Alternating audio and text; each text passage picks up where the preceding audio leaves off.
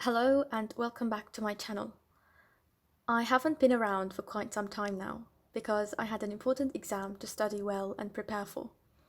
And now that it is done, I will be back hopefully of uploading once a week. That is if I can.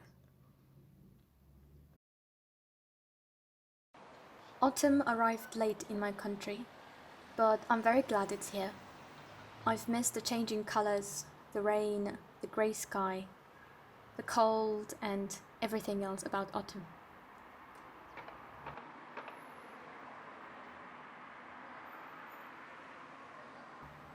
In this video, I will show you the books that I got for the first time this year.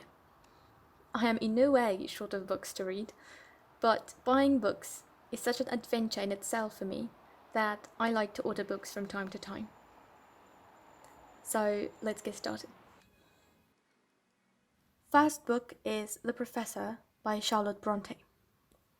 It's about a young man named William Crimsworth who narrates his own story for us. After rejecting his uncle's offer of a clergyman's post and the treatment of his harsh brother, he travels to Belgium to work as a school teacher or professor in their language, and there he meets some very interesting characters and one very peculiar yet amazing pupil. That had a big impact on his person. This was Charlotte's first novel, and some say it's the weakest of her works. I ordered this book because I read it some 7 years ago, and I remember liking it and admiring the characters of both heroine and hero. I reread this in October and finished it the other night, and I was surprised how many things are not like what I remembered them. I loved it still, though, but not as much as I thought I would.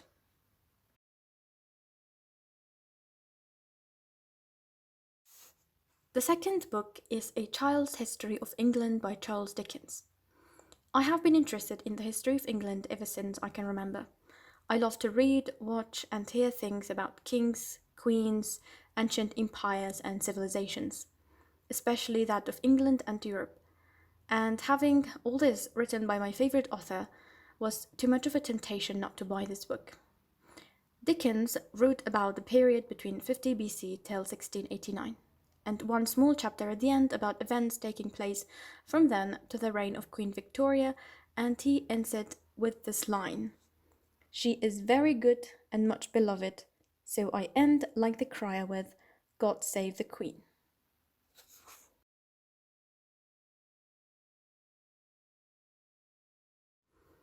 If you love The Legend of Arthur like I do, you will probably want to take a look at this book by Philip Reeves, Here Lies Arthur. I don't know much about the plot of the story as I don't want to spoil anything for myself, but suffice to say that I have read the Mortal Engine series by this author and absolutely loved it. So I wanted to have more books by him, and this sounded like a good option to start collecting more books by him. I hope it will be as good as the other series. It is about a slave girl named Gwynna when Arthur's magician Myrddin takes her under his wing amid the battles that rage across the land. She learns how to spin a tale so powerful it becomes true. Reeve called this book a back creation, not a genuine historical novel, as it is not based on actual specific events. Rather, it is back created from the legends, giving them a realistic origin. One librarian described Here Lies Arthur as enjoyable and thought provoking, a page turner of a novel, and adding that Reeve cleverly makes the story relevant to today by examining the versions of history that are handed down to us and the ways myths are created. The fourth book I got is The Egoist by George Meredith, which was first published in 1879 and is the first book I will read by this author. It is about the egoism of Sir Willoughby Patterne, who is rich, handsome, aristocratic, and looking for a wife. It may sound like the beginning of Pride and Prejudice, but here we have a vain character who is shallow and completely self-interested.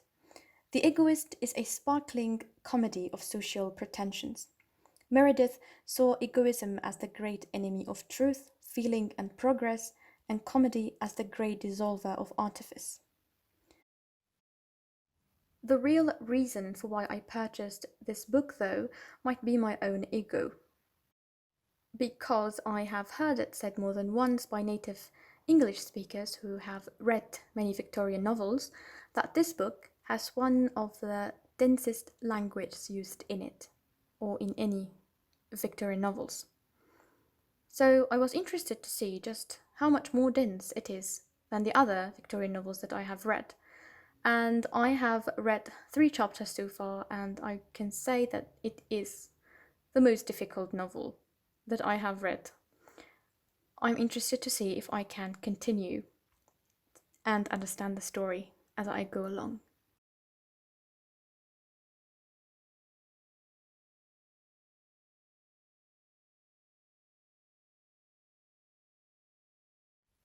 The next book is Rebecca by Daphne du Maurier.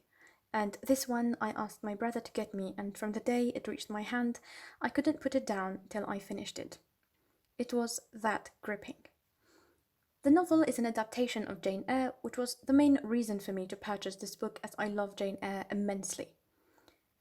This book tells the story of the narrator, who is a young female that we never get to know her name, and her marriage to a much older but rich gentleman, and after moving with him to his beautiful house of Manderley, discovers that his late wife Rebecca, who has been dead for a year, is still alive in the memory of those working in the household and the people that come to pay respect to the new wife.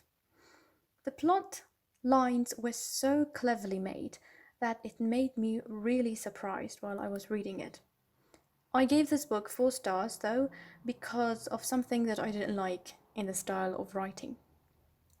And I don't know whether to watch the new movie or not, as I am sure they will ruin the beauty of the story by their modern directing.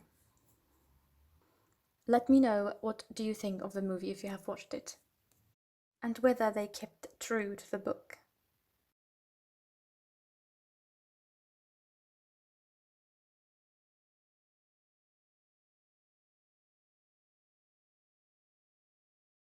The next one is The Boy, the Mole, the Fox, and the Horse by Charlie Mackay. I have been following Charlie's Instagram account for a long time now, and I have seen most of the drawings in this book. I love every single one of these sketches, and whenever he would post them, I would stare at them and try to take the message that they carried and just take in their beautiful meanings.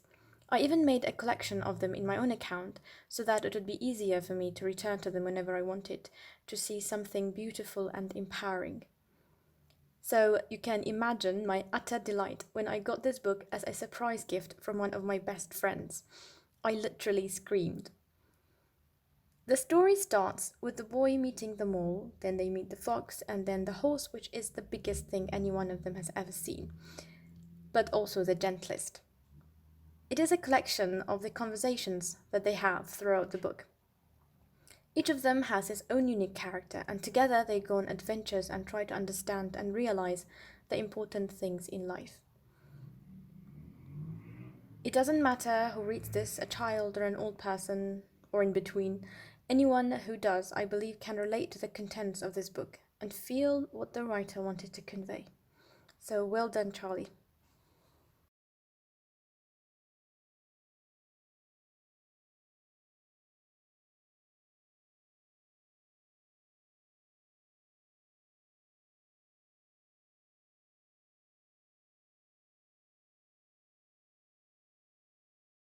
The other book is Christmas Stories by Charles Dickens, which I also got as a gift from the same friend, and it makes me so happy to have friends who know exactly what to present, for she knows how much I love Dickens. This book is a collection of some stories that were published during Christmas on different years, though not all of them are about Christmas. I haven't read any of these short stories yet, and I am super excited to read them, especially now that it is winter. It would be the perfect season to read them in. I especially want to read The Christmas Carol and The Cricket on the Hearth, for I have heard of Christmas Carol a lot, and I have seen the movie, yet I have not read the book. and I'm sure the book will be 100 times better.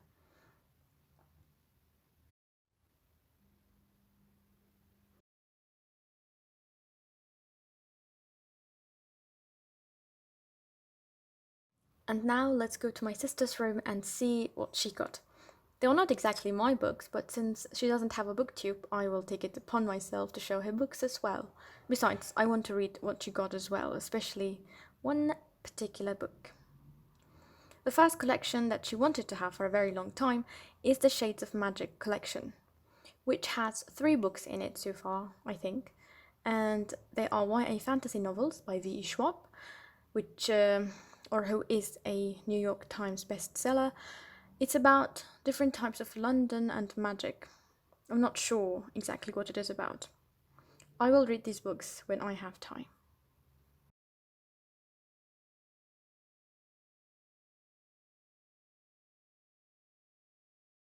The second collection she got is The King Keller Chronicle by Patrick Rothfuss, which has 2 books so far.